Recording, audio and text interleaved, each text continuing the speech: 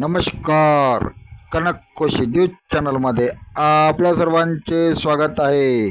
नागपूर जिल्ह्यामध्ये सोमवार 22 जुलै 2024ला मुसळधार पावसाची शक्यता असल्याने कोणतीही जीवितहानी होऊ नये यासाठी जिल्ह्याचे जिल्हाधिकारी विपिनजी ईटनकर यांनी सोमवार 22 जुलै रोजी सार्वजनिक सुट्टीची घोषणा केलेली आहे.